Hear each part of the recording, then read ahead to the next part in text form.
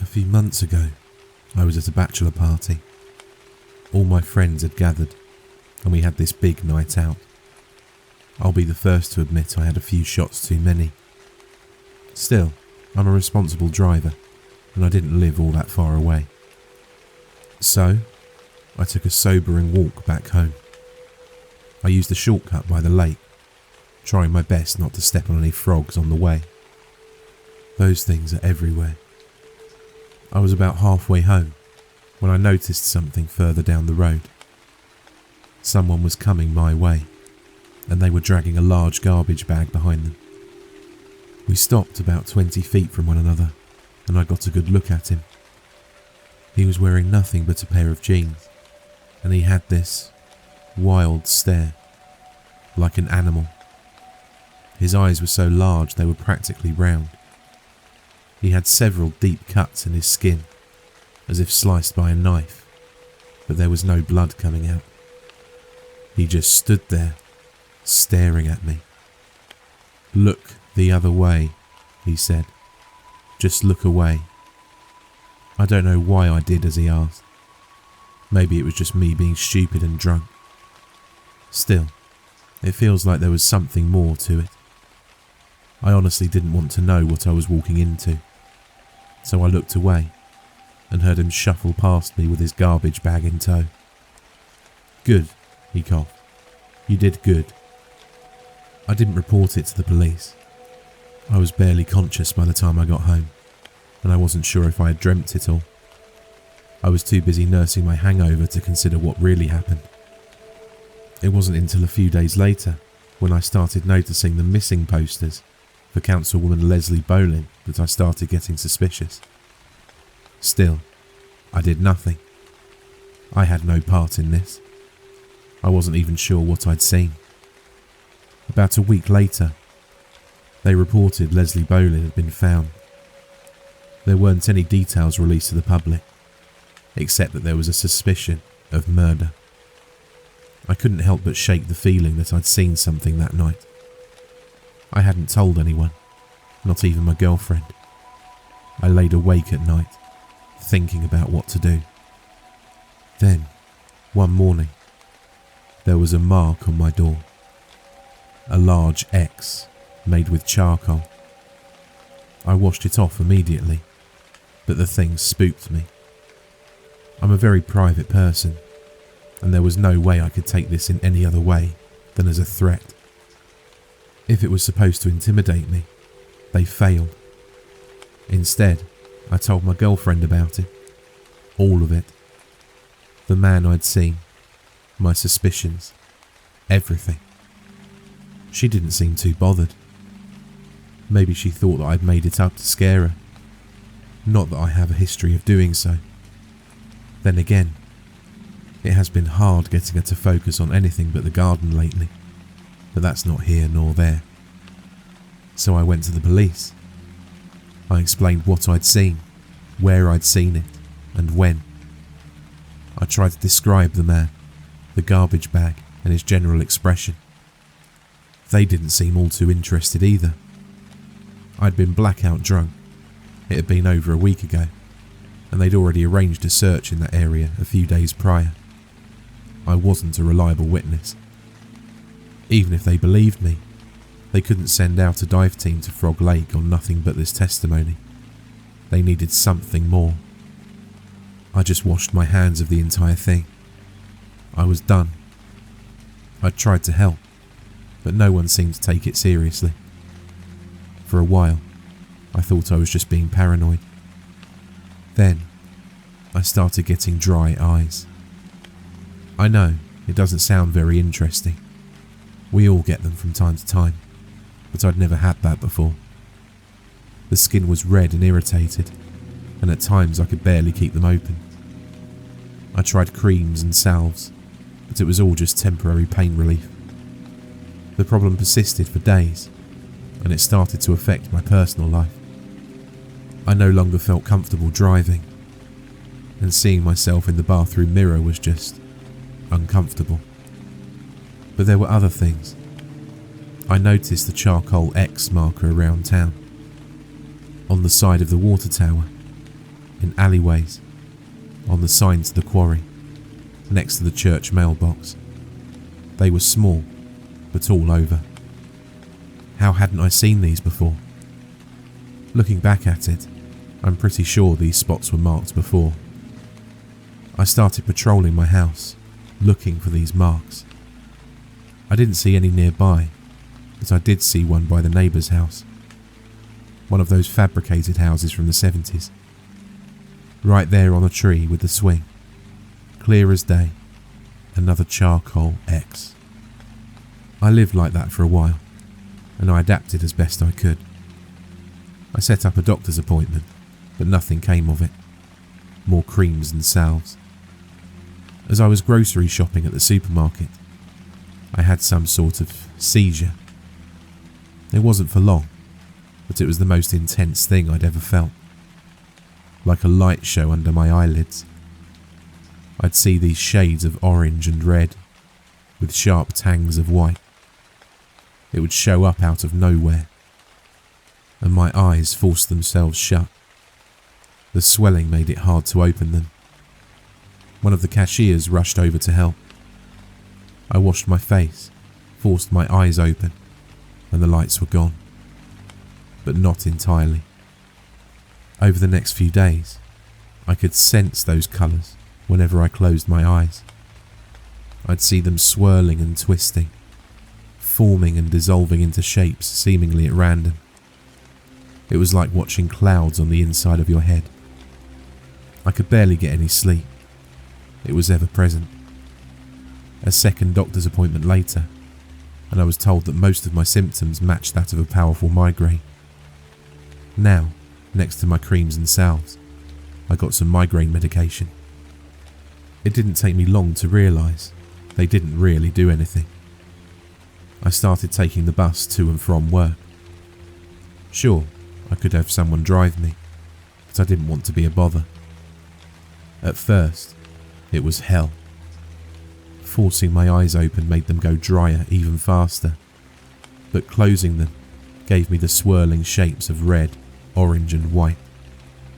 There was no rest, no getting away. You can't run from your own body. One time, as the bus came to a stop by a red light, I closed my eyes.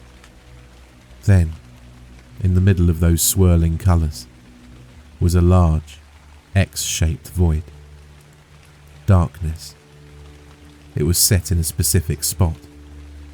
Whenever I turned my head, it'd go away. I managed to pinpoint the spot in real life when I looked in a certain direction. When I opened my eyes, I saw him. The same man who dragged that garbage bag that night. He was crossing the road by the red light. I'd never noticed him if it wasn't for the X I saw as I closed my eyes.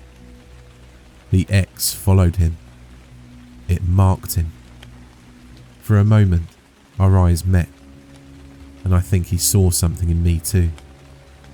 He smiled. Later that day, as I was waiting for the bus back home, I noticed someone sitting down on the bench next to me. Even with my eyes closed, I could figure out who it was. X marks the spot. I looked up and got a better view of him. Mid-30s, early 40s. Tall, skinny, muscular. Short black hair, goatee, and the most intimidating eyes I'd ever seen. They were these pale white orbs with just a spot of black. He held a pair of sunglasses in his hands, even though the sun had already set. Who wears sunglasses in the dark? Rough day? He asked. Yeah, I nodded. It'll get better, he comforted. It always does. I didn't answer. There was something odd about his voice, like he was talking to someone he knew rather than a complete stranger. Just look ahead, he said. Look closely. He got up from the bench and started walking. I waved at him. Aren't you taking the bus? I prefer a long walk. Step by step, he disappeared down the street. That night, As I sat in my bedroom, I closed my eyes. I shut them as hard as I could, frustrated by the colours and the discomfort. And for a brief second, I noticed something in front of me. Just this tiny black spot. It was just like in the bus, a dark void, bereft of colour. I didn't realise I was looking straight ahead at a reflection in the bedroom mirror. Again, I closed my eyes and stepped forward. The spot grew larger and came into focus. There, in the equivalent of where my forehead was reflected, was a black X. I was marked. I started having horrible nightmares. The colours in the back of my eyes started shaping into violent images. The red and orange turned into blood, skin and innards. The tangs of sharp white turned into bone. Closing my eyes was like looking up from under a pile of broken bodies. It was disorienting, and it made me sick. The migraine pills did nothing. I found myself sleeping with my eyes open. In the morning, my eyes were so badly crusted, I couldn't see without thoroughly washing them. Still, the creams and salves did nothing. My girlfriend was getting worried. Not only because of my eyes, but because she said something had changed with me. I wasn't listening or paying attention. I was constantly distracted, and I wasn't talking as much. I didn't even notice it myself, but she was right. Usually that'd bother me greatly. I consider myself an active listener, but lately I just didn't care. Maybe I'd changed more than I realised. Things were getting worse. Every time I closed my eyes, a new horror would morph into view. Hellish landscapes, laughing skulls, a sky full of eyes, all in shades of orange, red and yellow. A nightmare with every blink of an eye.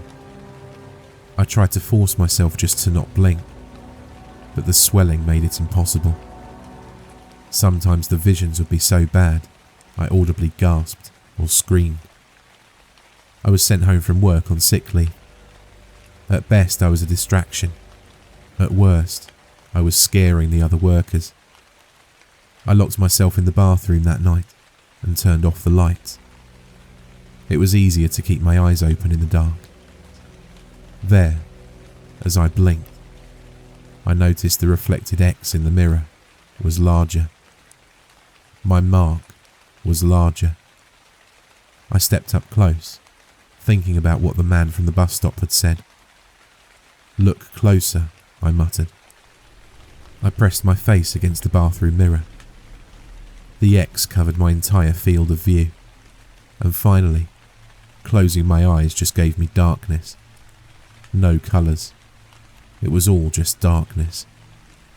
The relief was so enormous that I cried. Then, a hand. Something reaching out of the mirror, stroking my hair. A rumbling voice, as whispered from underwater. "Hello." I started closing my eyes more. I started making sense of things. In the landscapes and horrors, I noticed patterns corresponding to my surroundings. What looked like a skull could be my bed, morphing as I moved back and forth. An enormous dismembered tongue could be where my hallway carpet was. It was like seeing the world shaped through a constant morphing painting from hell, colours never settling. I found myself walking around for hours, eyes closed. I could navigate my space better and better. All I had to do was look closer. I could even type on my phone and keyboard. I could cook. I could take walks. And step by step, hour by hour, the horrors that first shocked me started to seem normal. That's just the way the world looked now. I can't say my girlfriend was pleased. She was so bothered by all of this. We had a huge fight, and I couldn't care less about her emotions. It all just seemed so superficial. How can you honestly say, "What about me?" to someone who might be losing their eyesight? That, if anything, is short-sighted. When she demanded a break, I didn't fight back. I normalised my world with a hellish vision. It was all just a different way of seeing things. I tried watching the world with my eyes open, but they were just too dry. I couldn't be bothered. It all seemed so bland in comparison. If I'm really honest, I missed seeing the orange and red when I opened my eyes, so I've kept them closed. It wasn't too long ago when I noticed several dark spots outside my house, at least 12. Moving with my eyes closed, I stepped out, surrounded by landscapes of orange and red. I opened the front door. There were at least 12 X's, tall and dark. I'm not a small person, but these were all taller than me. Looking up, I noticed at least 4 or 5 of them circling overhead. Not flying or flapping any wings, just hanging there, suspended. Symbols. "You're looking closer," said a familiar voice with a cough. "You did good. Please, tell me, what's happening?" "I told everyone about you," the voice continued. "They were eager to reward you." "This is a reward?" "Can't grow new muscles without some tension and pain," the voice chuckled. "All this discomfort will pass. Then what? Then we can move forward and see things together." Enough of this. I was annoyed. I hated this unclear, puzzling rubbish. I wanted answers, and I wanted them now. I stepped up to the X in front of me and forced my eyes open with my fingers, only to realise they were already open. Orange sands, blood-red skies, bone-white mountains, rivers of fire. In front of me, nothing but a dark X suspended in mid-air. I tried to blink it away, closing and opening my eyes, but nothing helped. This was real. This was happening. My mind snapped as I fell to the ground. "You won't regret it," the voice said. "I promise." I crawled backwards. I could feel the gravel of my driveway under my fingers, and within seconds, I could feel my front door behind me. I couldn't take my eyes off the floating figures. "Don't leave," it said. "Please don't leave." I looked to the sides. Corpses floating down a river of fire. Worm-shaped tunnels boring into the side of rib-caged mountainside. Countless X-shaped spots, all waiting for me to speak. They were floating overhead, drifting underneath. I could feel them, far off, closing in. "No," I stammered. I can't." "Please," it pleaded. "Please." I crawled backwards. I felt the front door open behind me. Then, I was back. I kept my eyes open. With every blink, I was back in that hellscape. But now, I heard them. They were screaming at me, coming for me. With every blink of an eye, I could feel them closing in.